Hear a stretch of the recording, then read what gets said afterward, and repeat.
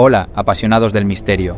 Antes de adentrarnos en el caso de hoy, si eres nuevo aquí y te encantan los crímenes reales, no olvides suscribirte y pulsar la campana. Así, te asegurarás de no perderte ningún enigma que presentemos. Empecemos. Él era un joven que parecía muy tranquilo, sosegado, hablaba con educación, con respeto y transmitía confianza.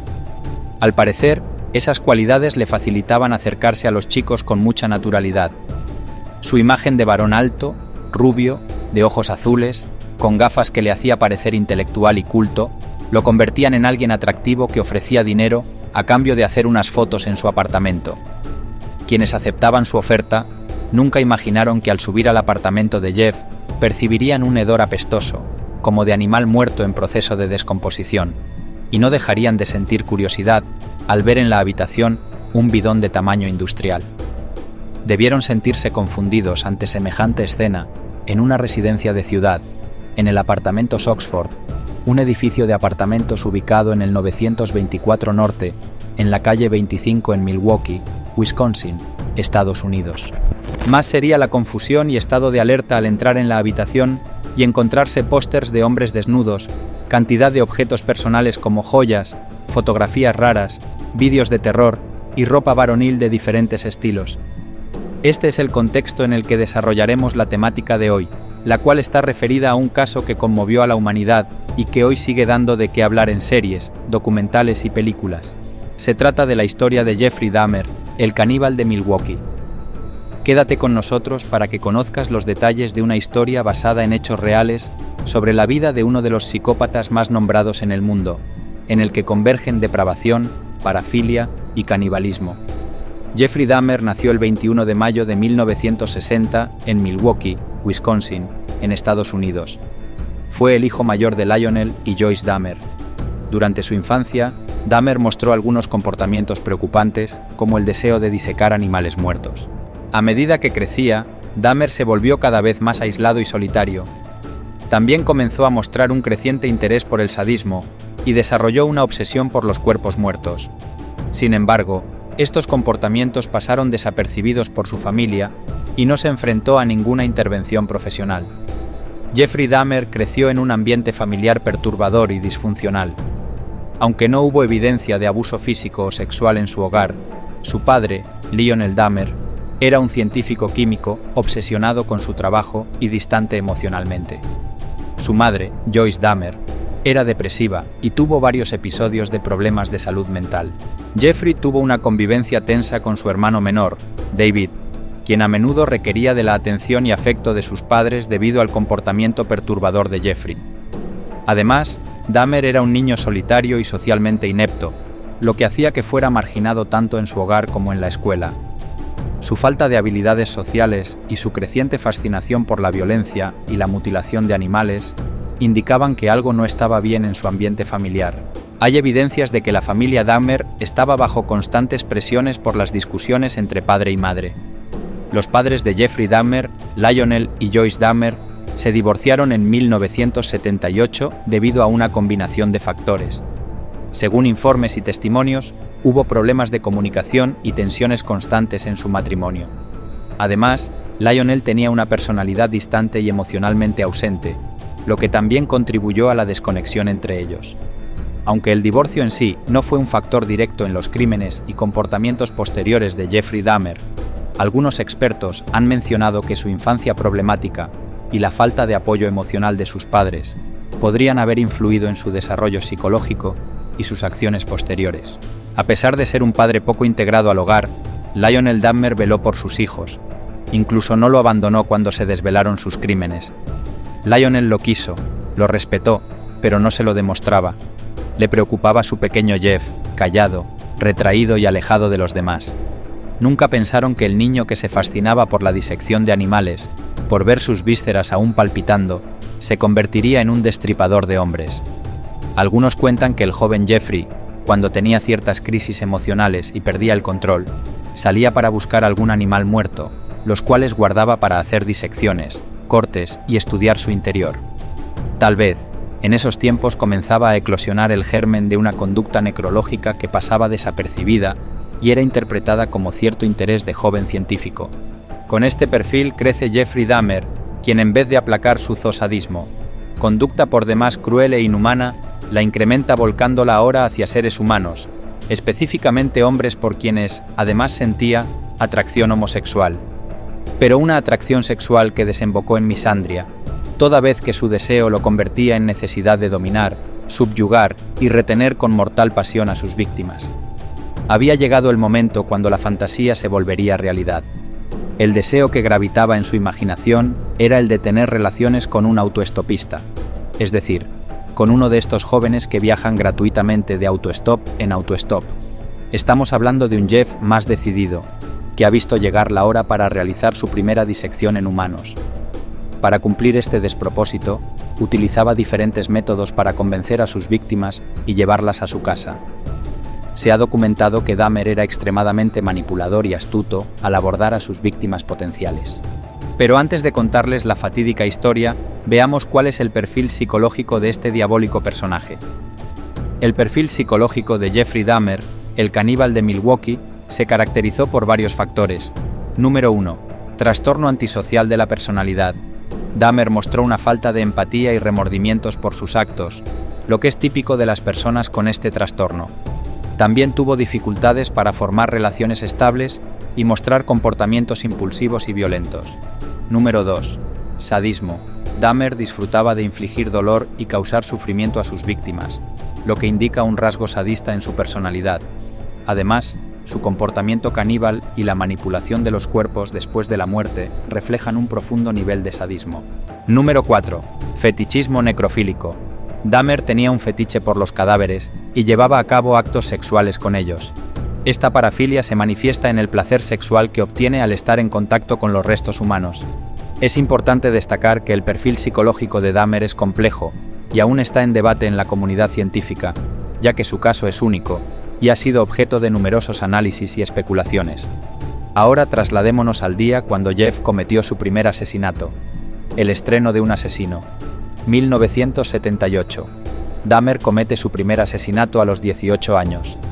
La víctima fue un joven llamado Stephen Hicks, a quien Dahmer invitó a su casa y luego golpeó hasta la muerte con una mancuerna. Después desmembró el cuerpo y lo enterró en el patio trasero de su casa.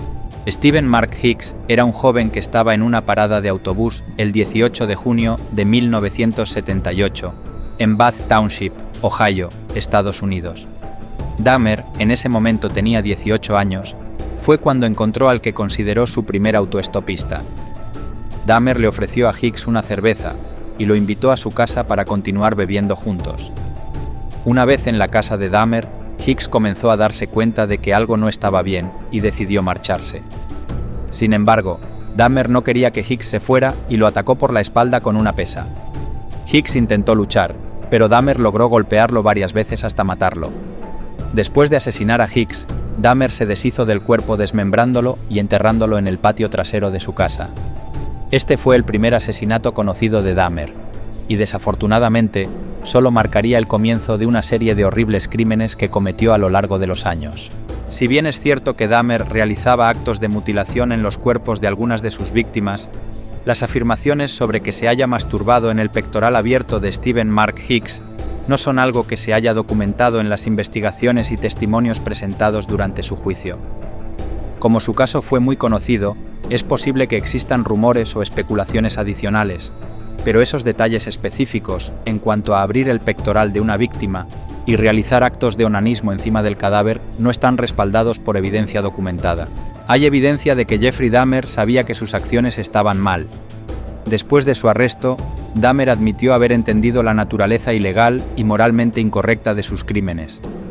Durante su juicio en 1992, Dahmer declaró que sabía que lo que había hecho estaba mal y asumió la responsabilidad de sus acciones.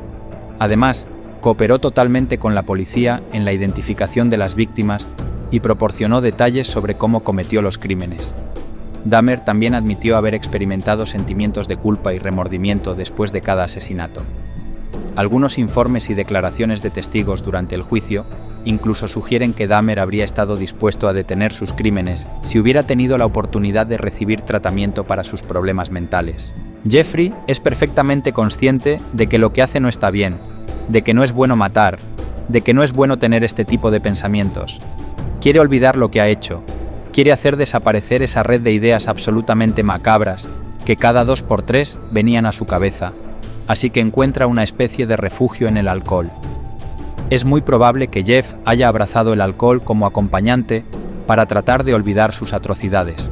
Sin embargo, el alcoholismo no lo beneficiaba en tener autocontrol y, por tanto, una vida normal. Cuando los problemas de alcoholismo se convirtieron en una conducta repetitiva, el padre de Jeffrey buscó ayudarle.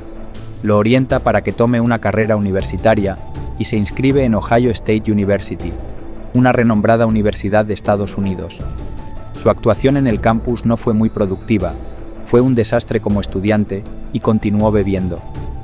Pese a que el padre no declinó en pagarle una mejor universidad, Jeff abandonó los estudios. Su padre vuelve a aparecer en escena para aconsejarle que se enrole en el ejército. En este caso, la disciplina militar era vista como una tabla de salvación para superar los problemas de alcoholismo y asegurar un futuro con casa propia y salario. Fue así como Jeffrey Dahmer sirvió en el ejército de los Estados Unidos desde 1979 hasta 1981. Según los informes, su comportamiento en el ejército fue problemático y tuvo dificultades para adaptarse a la vida militar. Dahmer fue asignado al puesto de entrenamiento básico en Fort Jackson, Carolina del Sur. Durante su tiempo en el ejército, se le describió como poco entusiasta, poco motivado y con falta de disciplina. También se informó que tenía problemas para seguir órdenes y se le encontró embriagado en servicio. Espero que estés disfrutando de esta historia. Si te parece tan intrigante como a mí, no olvides darle like al video. Tu apoyo me ayuda a seguir desentrañando estos fascinantes casos. Continuemos. Además, Dahmer fue arrestado y condenado en 1981 por un incidente durante el cual se masturbó frente a 2 soldados menores de edad. Fue dado de baja honorablemente del ejército después de este incidente. Si bien su comportamiento en el ejército puede no haber sido tan violento o perturbador como lo que ocurrió después de su servicio, su tiempo allí mostró signos de sus problemas personales y su dificultad para adaptarse a las normas y regulaciones militares. Vale la pena aclarar que no hay registros de que haya sido castigado por sus compañeros de pelotón, tal vez por ser una información vedada en los predios militares o porque quizás no haya ocurrido. Después de haber sido dado de baja del ejército, volvió a Ohio a vivir con su padre, pero el alcoholismo lo había dominado por completo. Su padre y él entran en constantes desacuerdos. Entonces decidió, en 1981, mudarse a vivir con su abuela Catherine Dahmer en West Allis, Wisconsin, Estados Unidos. Allí vivió durante aproximadamente 6 años hasta que se mudó a su propio apartamento en Milwaukee en 1987, donde cometió la mayoría de los asesinatos por los que es conocido. Se ha comentado que Jeff adquirió cierta compostura cuando se fue a vivir con su abuela, sin embargo, no hay evidencia de que Dahmer se haya reconstruido o haya adoptado ideales católicos durante su vida. Tampoco hay evidencias de que Jeffrey Dahmer trabajó formalmente después de salir del ejército. Peor aún, pasó la mayor parte de su tiempo consumiendo alcohol y cometiendo delitos menores antes de comenzar su serie de asesinatos en 1987. Estos delitos incluyen el voyeurismo, el robo y el exhibicionismo. Dahmer era conocido por espiar y acosar a sus vecinos, así como por robar objetos de tiendas y exhibirse ante personas sin su consentimiento. Estos delitos menores fueron un precursor de los crímenes más graves que cometió en el futuro.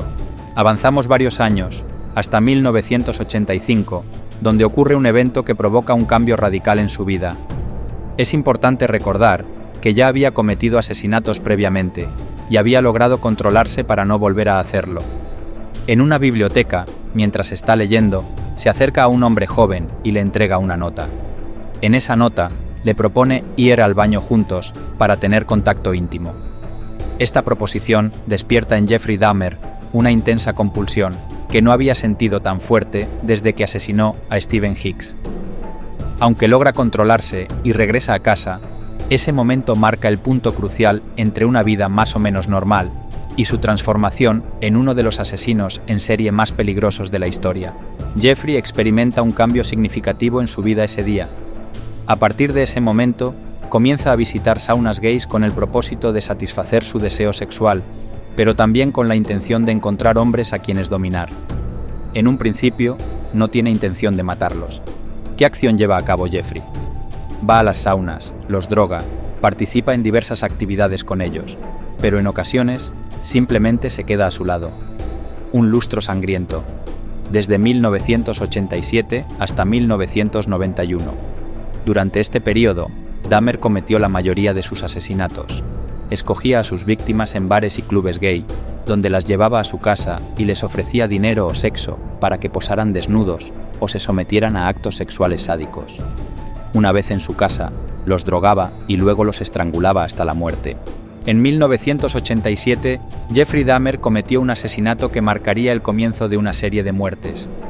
El 15 de septiembre de ese mismo año, Stephen Toomey se encontraba en un bar, relajado, bebiendo algo.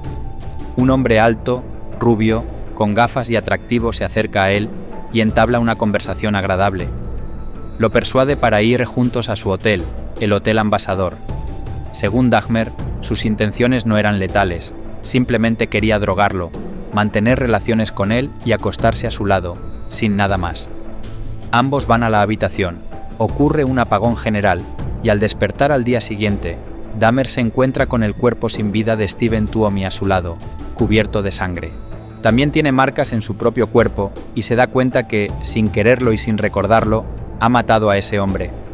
Hasta su muerte, Jeffrey Dahmer siempre afirmó no haber tenido intención de matarlo y no recordar exactamente lo sucedido. Es posible que las sustancias estuvieran involucradas o que haya experimentado un fuerte shock mental al volver a matar, bloqueando ese recuerdo en su propia mente. Stephen Toomey fue la siguiente persona a quien Jeffrey Dahmer atacó, marcando el comienzo de su verdadera obsesión. A partir de ese momento, Dahmer perdió completamente el control y comenzó a buscar activamente víctimas no solo para tener relaciones sexuales, sino para asesinar y profanar sus cuerpos. Durante este periodo, Dahmer mató a 2 hombres más, James Dockstader y Richard Guerrero, con quienes cometió actos necrofílicos extremadamente perturbadores. A lo largo de toda esta serie de delitos, él continuaba residiendo con su abuela, quien desconocía todo lo que estaba ocurriendo. Ella solo era consciente de que él consumía demasiado alcohol y a menudo traía compañía a casa, lo cual, por supuesto, no le agradaba. Por lo tanto, al final, Jeffrey Dahmer decide abandonar la casa de su abuela y tomar las riendas de su vida por sí mismo. En 1989, Dahmer cobra su quinta víctima. Anthony Lee Sears, un joven de 24 años, visitó la casa de la abuela de Dahmer, pensando que sería una cita el 25 de marzo de 1989. Después de solo unas pocas horas, Lee perdió el conocimiento debido a las drogas que Jeffrey le dio en secreto. Una vez en el suelo, el asesino lo estranguló hasta la muerte.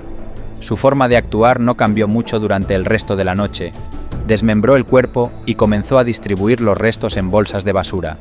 Sin embargo, en este caso decidió conservar en formaldehído el cráneo y los genitales de su víctima.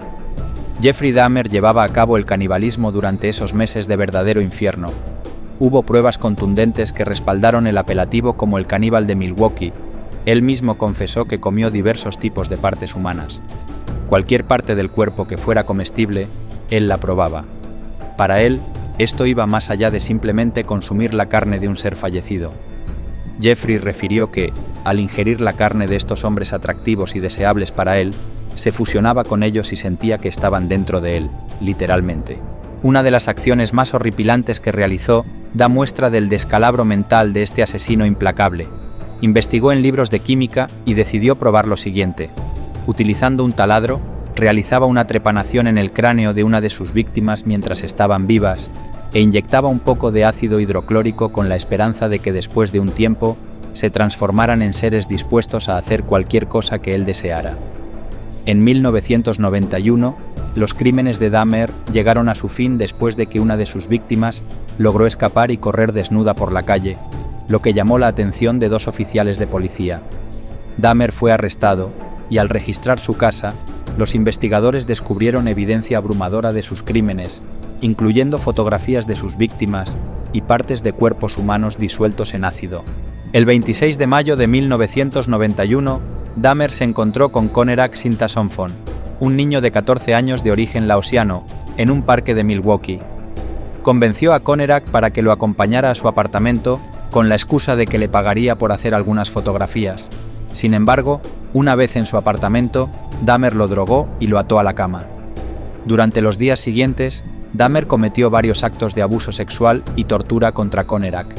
Intentó realizar un experimento para convertirlo en un zombie, un esclavo sexual sumiso y controlado. Sin embargo, Conerak logró escapar de Dahmer cuando éste se distrajo y salió desnudo a la calle. Conerak, completamente desorientado y herido, fue encontrado por dos adolescentes que alertaron a la policía. Sin embargo, su rescate no tuvo éxito, ya que los oficiales se dejaron convencer por Dahmer de que era su pareja adulta y que había estado involucrado en una disputa doméstica. Trágicamente, Dahmer convenció a los oficiales de que Conerak estaba intoxicado y borracho, por lo que fue entregado nuevamente a Dahmer. Esto permitió que Dahmer continuara torturando y finalmente asesinando a Conerak esa misma noche. El chico murió porque Jeffrey volvió a trepanarle la cabeza. Continuamos en el año 1991, específicamente el 22 de julio. Desde el asesinato del chico de 14 años hasta este día, hubo más víctimas. Dahmer estaba tranquilo porque sabía que las denuncias de los familiares de las víctimas no llegarían a ninguna parte. Al fin y al cabo, estaba matando a hombres gays, a quienes la policía no les importaba en absoluto en ese momento. También estaba matando a muchos afroamericanos, personas que también eran consideradas de menos importancia en Estados Unidos en aquel tiempo. Probablemente, si hubiera matado a alguien relacionado con políticos o personas influyentes, la investigación hubiera sido más exhaustiva. Sin embargo, Dahmer continuó matando durante meses. Llegamos al 22 de julio. Ese día, Dahmer se acerca a tres hombres que están caminando por la calle, ofreciéndoles $100 para tomarles fotos en poses desnudas. Uno de ellos, Tracy Edwards, aceptó. Este hecho resulta crucial para lograr atrapar a Dahmer. Tracy, al darse cuenta de que su vida estaba en peligro, decidió actuar amistosamente para ganar tiempo y evitar su muerte. Le dijo a Dahmer que eran amigos y que no huirá. En un momento dado, le sugiere ir al baño. Mientras Dahmer se encuentra en el sofá, Tracy le golpea en la cara y escapa. Logra huir con una de sus muñecas esposadas y rápidamente encuentra a unos policías a quienes les cuenta lo ocurrido. Un hombre extraño y loco intentó matarme, me esposó, vive allí. La policía acudió y finalmente, después de años de completa negligencia, comienzan a examinar minuciosamente el apartamento de Dahmer.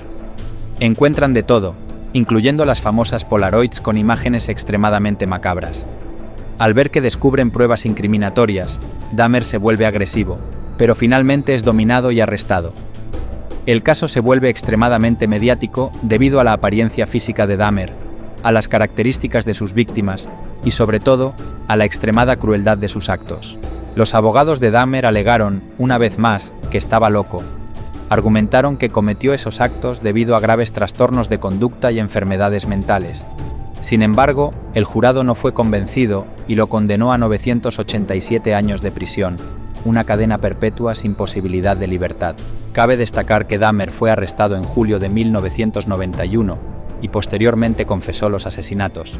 Jeffrey Dahmer fue asesinado en prisión por otro recluso llamado Christopher Scarver el 28 de noviembre de 1994. Scarver llevaba tiempo sintiendo una aversión hacia Dahmer, ya que conocía los detalles de los horribles crímenes que había cometido. Gracias por acompañarme en este viaje. Si no quieres perderte futuras investigaciones y deseas sumergirte aún más profundo en el mundo del crimen real, asegúrate de suscribirte y dejar tu opinión sobre el caso en los comentarios. Nos vemos en el próximo video.